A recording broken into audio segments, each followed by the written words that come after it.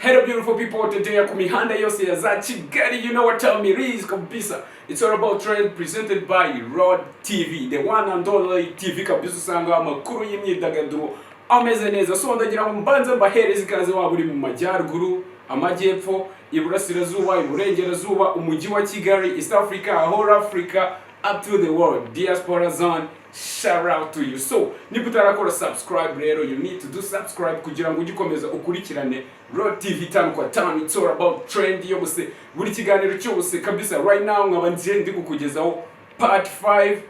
Urumva wa missinze part 1 up to this part 5 nimba ngo bwa mbere ukigera kuri RODDY TV. So you need to do subscribe kugira ngo ubutaha hatazagira trend nimwe igucika bro. So ngiye uri kukugezaho rero, it's all about trend bro. Is the real Kala street 3 me about to preach the stories of the street, me from the hood where no Babylon on the street.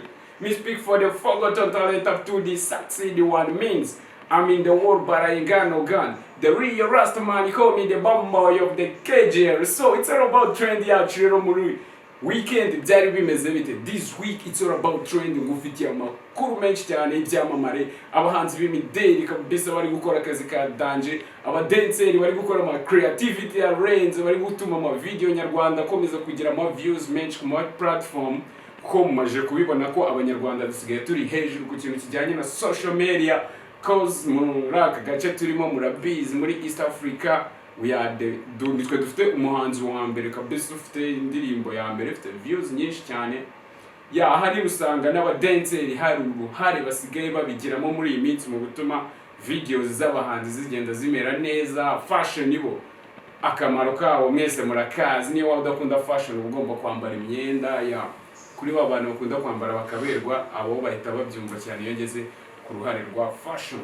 Mu muziki ho twese dukunda kabisa songs, nta n'umwe utagira mu favorite artist. Maybe ushobora kudakunda izisi, ukaba wikundira ama gospel, ukaba wikundira za kara hanyuze, ariko zose ni music. So ayo makuru yose rero ari hot kabisa, shyushye mashyashya utabasha gusanga ahandi hose, na handi wayakura usibye kuri the one and only TV, the RODDY show. Je rero ndagira ngo duhite dutangirana n'igice cyacu cya mbere today. Igice cyacu cya mbere cy'uyu munsi kikaba ari it's all about music. What we got in the music, yeah? Guess what?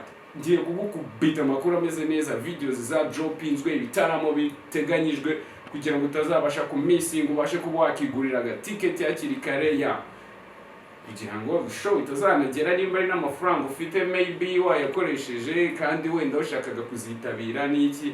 That's why ugomba gustayinga ndi kugira ngo ngiye nkomeze mukubita update zose mu myidagaduro utabasha gusanga handi. So yo, it's all about music yacu rero ngufitiye iki. It's all about music yacu uyu munsi ngufitiye amakuru ashyushye cyane, ngufitiye ibirori bizaba, ndagira ngo umurarike kugira ngo utazanabasha kuba wacikwa, cause right now ticket zirimo ziragurishwa online bro. So it's all about music yacu rero uyu munsi ndatangirana n'umu actress kabisa umunyarwanda kazi urimo uragenda yitwara neza mu actinga mu videos, nyine ubona ko ya after better future kabisa mu minsi iri imbere nawe azaba ageze ku ruhando mpuzamahanga. Uyu nawundi rero akaba ari umukobwa Batatse, akaba amaze gutwara video vixen best actress of the year 2025 up to 2026. Yeah, n'akantu keza cyane kabisa, cause yari nayo award ye ya mbere abonye mu buzima bwe. Right now rero akaba yambutse amashusho, akaba yabashije kugaragara ageze mu mujyi wa Zanzibar, aho biri kuvugwa ko agiye gukora muri video y'umuhanzi umwe mu bahoze mu itsinda rya Wasafi ariwe Raven. Right now tutazi ukuntu bimeze umubano wabo hagati, cause nabo bakomeza bagenda confusing abantu. Ariko igihari cyo nuko ngiye amakuru narinje kukubwira nuko uyu mukobwa Batatse uherutse gutwara the best video actress ewan right now ari mu gihugu cya Tanzania mu mujyi wa Zanzibar kabisa, we yagiye muri izo deal z'akazi n'uwo muhanzi Raven. So tukiri iwacu rero ndahita ngaruka ku gitaramo cyabaye ku itariki 19 2025 mu kwezi kwa 10 ya muri uku kwezi.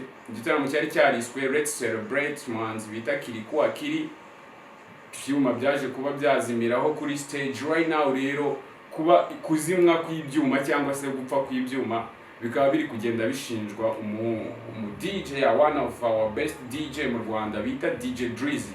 Cause biravugwa ko DJ Drizzy bari bapanze ko ari uzacurangira Kiriko akiri nyuma Kiriko aza kumubwira ati wapi byarangiye nabo tugikoranya ama practice nabo tuzakorana ku rubyiniro nahisemo gukorana na DJ Brian. So bikaba bivugwa ko rero DJ Drizzy cause nawe yari ari ku rubyiniro hari abandi bahanzi yacurangiye harimo ba Davis D wa Bushari. Biravugwa ko rero ari gushobora kuba yarazimije ibyuma bya Kiriko akiri ariko widana kabisa maybe ni technology hivanzemo ibintu birapfapfana.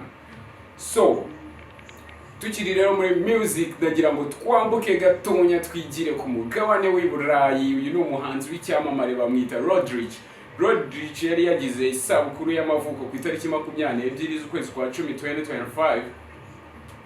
Akora show kabisa investingamo amafaranga menshi kabisa byari ari pull up ya danje abantu banywa amabyeri n'ibiki ariko biza kuba bitagenda neza. Polisi za kuba yabifunga amasaha akuze iri kubaziza ko harimo abana batujije imyaka abana bari gukoresha drugs ibintu byinshi cyane bitemewe. Binavugwa ko Roddy ashobora gucibwa akayabo k'amafaranga nk'amande ko kuba yarateguye ibi birori muri rural village cyangwa se ahantu ho gutura mu miturire ahantu bitemewe.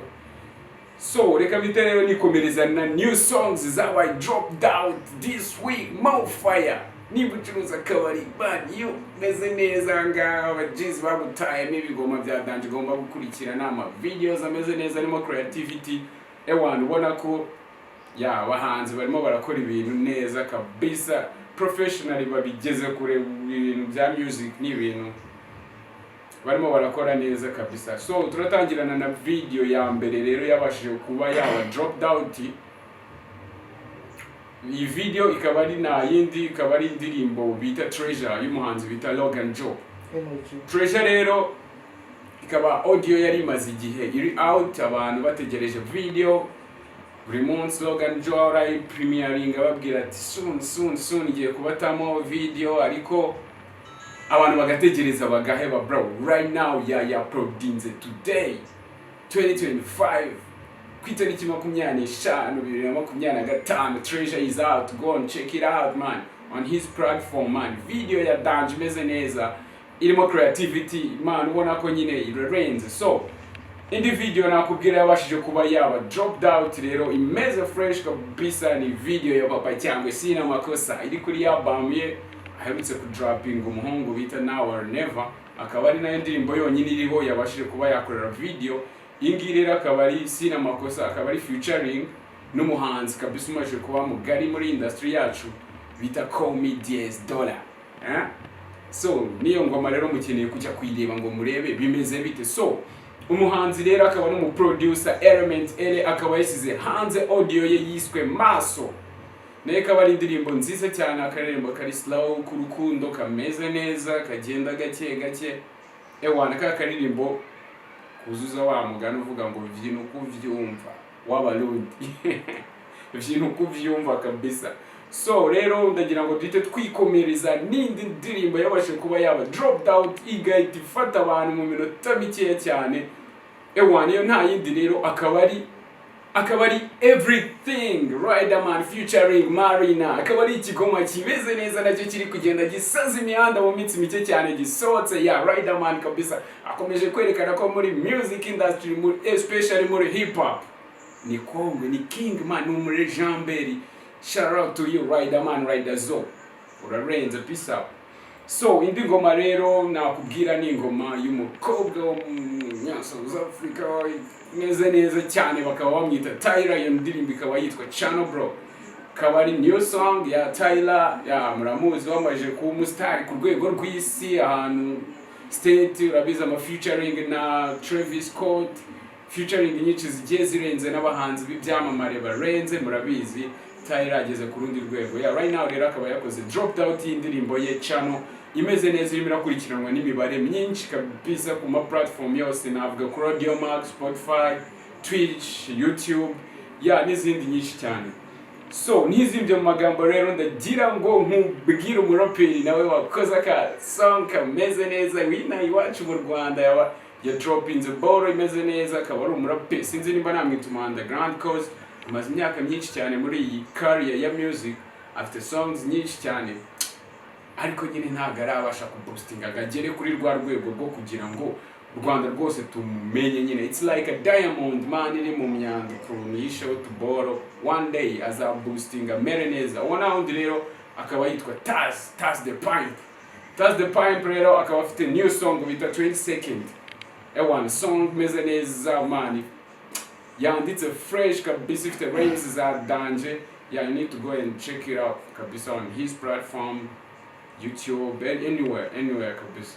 So ndagira ngo rero dite tunyaruka twigira muri fashion twihuse cyane. So it's all about fashion, the body to of our, it's all about trend chill y'iki cyumweru. Yo, fashion byifashe bite? Fashion ni bicika muri fashion ufite amakuru ameze neza cyane. You need to stay tuned kugira ngo utagira ikuru na rimwe ucikwa brother.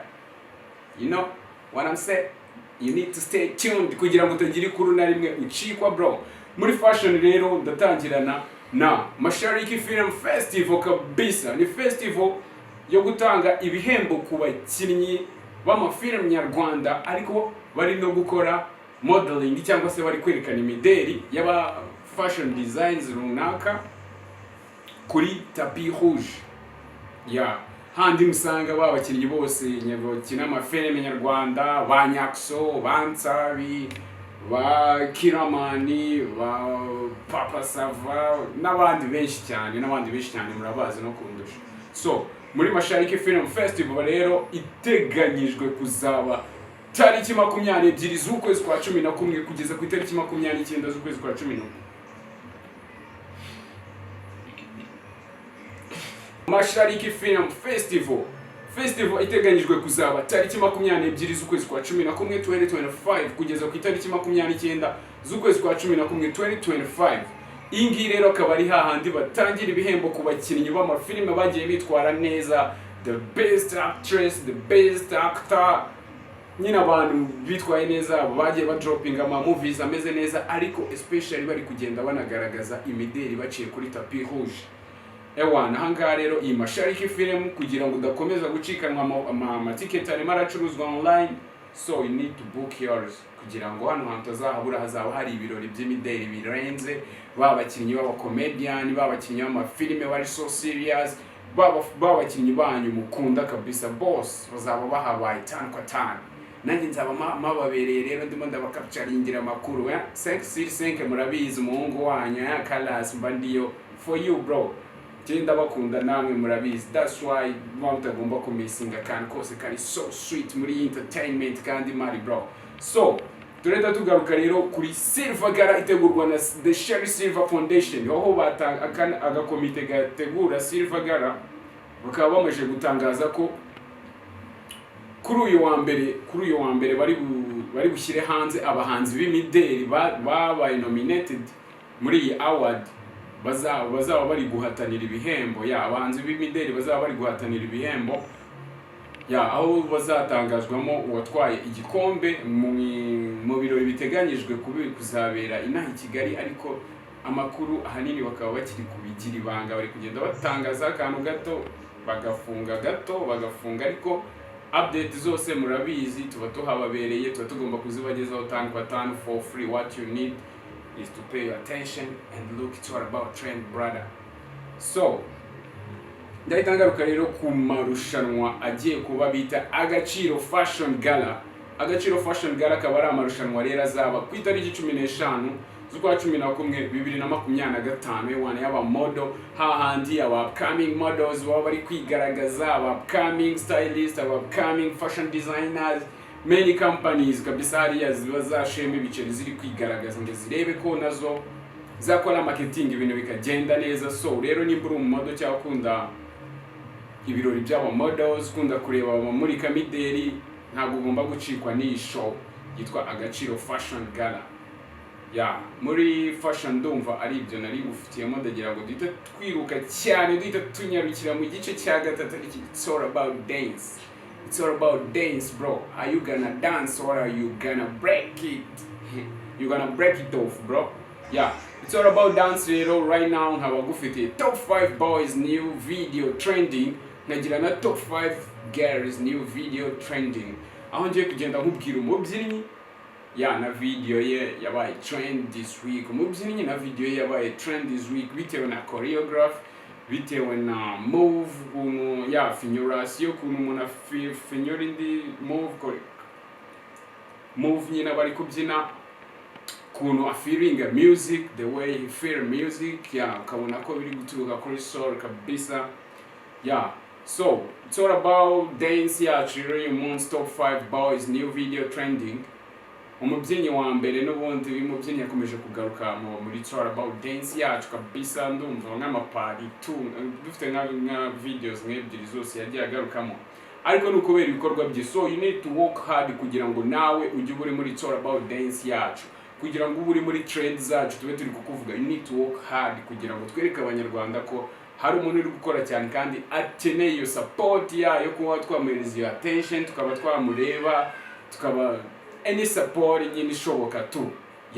Uyu rero akaba ari na wundi bamwita Jordan Karas afite new video imeze neza kabisa, iri on trend. Ntabwo nakirirwa ngarukaho ngo finyorasiyo, ngo film the music, byo murabizi mumaje kumenya Lorenz ameze neza. So umubyinnyi wa kabiri rero akaba ari Aspino akaba ari na first time tumuvuze muri it's all about dance yacu.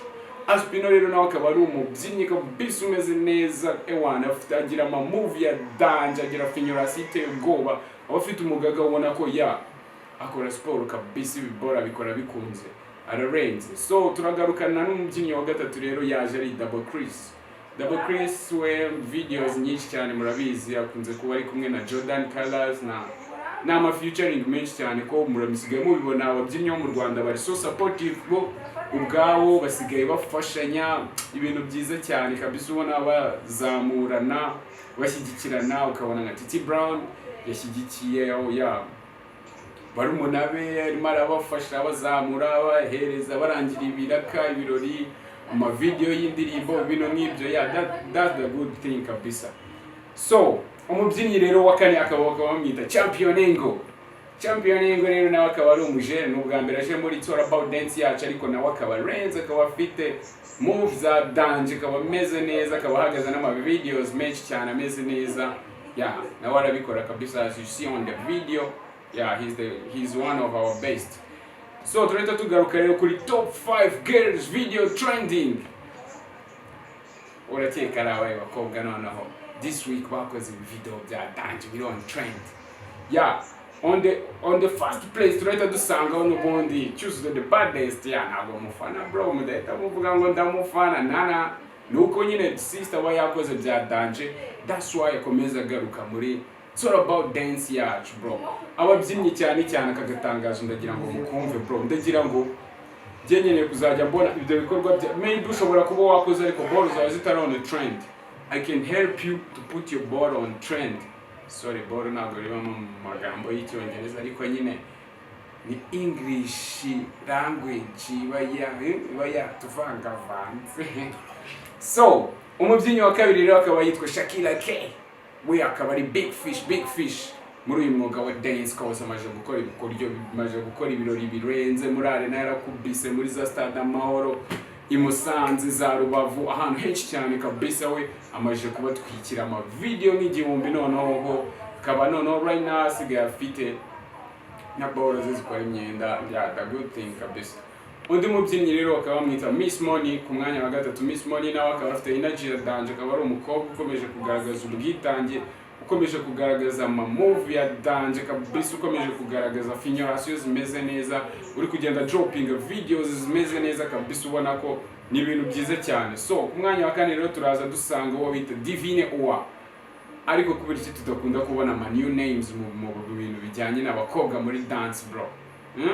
Is there a new names naba ntazi kweri? kubera iki n'ubundi duhora dusanga ari babandi? Bivuze ngo abakobwa ntago muri itabira ikintu cya dance cyane.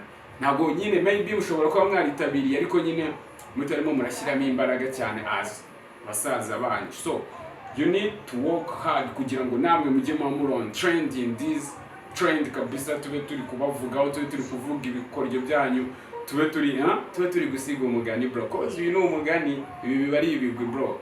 So turenda tugarukana rero n'umubyinnyi wa gatanu bamwita Pome official, the Harris dancer, the only one girl in Rwanda Harris dancer.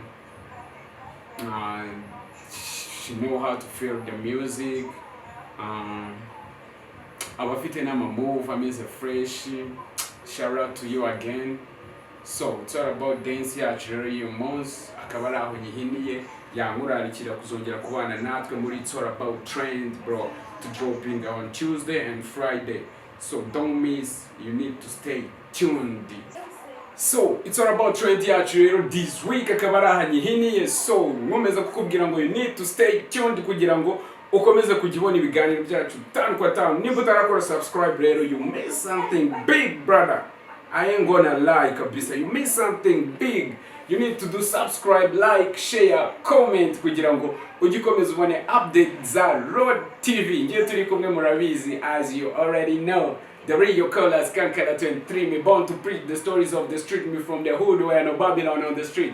Means I'm in the world but I ain't got no gun. Me speak for the forgotten talent of 2D, succeed the one, the Leo Rastaman, call me the bomb boy of the cage hero. Hasta la vista.